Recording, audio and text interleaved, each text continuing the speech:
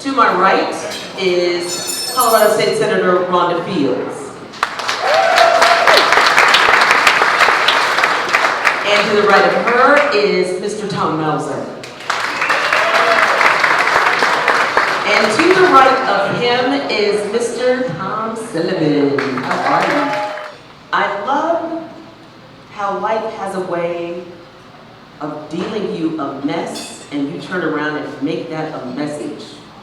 I love the will and the tenacity of saying, you know what, this was horrible, but I am getting up. I'm not going to take this lying down. They know what this looks like.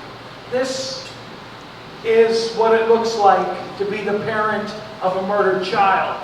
And those people that are in the Capitol, those people that are in Washington, D.C., once you finish your 3 minutes, or once you finish your committee hearing, or your meeting with them in their office, they can turn the page, they can move to something else. I'm there every day. I'm sitting there next to them every single day, and they cannot forget it. I won't let them forget it. Yes, here. Because I did not want to see another family, another parent, another community have to deal with the tragedy and the sorrow and the pain of murder. When someone is taken away from you suddenly because someone was trying to get away with murder. My son was due to be a witness, and someone just ambushed him and his fiancée and just killed him.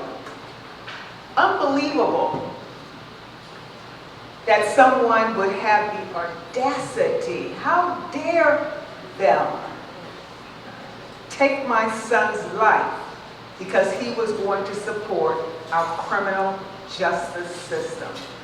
So that's why I'm here. Thank you. Tom, what about you? What's the hardest part now of having gone through this and going through this? Two of the things that have been most difficult for me, one is just the fact that I am just by nature, I am more introverted than extroverted. And that was really tough for me. And when I go to the back of that room to sign my name to testify, knowing that there's a number of people that I would be in conflict with, I have a very difficult time just writing my name. I'm shaking because it's just not a normal thing for me to be doing. So where do you go inside to find that courage? I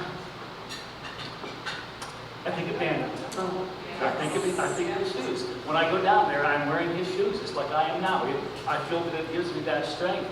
So the hardest part is to still live and to do this work, knowing that he's not here. So it's the constantness of knowing that he is not here. And I'll never, ever see him get married. I will never see him produce any children. He will never have another earthly birthday.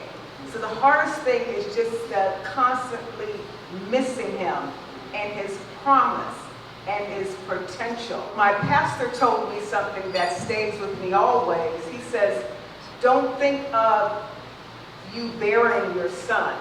You planted a seed. And from the seed that you planted in him is the growth that you've seen in some of the legislation that has passed. Absolutely. So Absolutely. look at things that we're experiencing right now. It's one thing that they all have in common, and it's a gun. And it's the irresponsibility that people use guns for. And when you look at the mass shootings, typically it is an isolated white young male who's having difficulty adjusting, and they want to commit homicide and suicide, and they choose to use the AR-15 because that way they're able to kill as many people as possible in a short period of time. So that type of weapon does not need to be in our communities. It was closing the gun show loophole in 2000 because of what Daniel said to me. And I felt like, okay, I responded to that. And I guess at a bigger scale, it's the humbling experience of having people thank you for your work and say, you have saved lives. I just need you to know, If you all are not giving yourselves grace, we are giving you all grace, correct? We are thankful for getting to you forever because you could have easily said, I'm just going to go inside. I'm not going to worry about somebody else's because mine was taken, and that's not what you're doing. That takes courage. So thank you.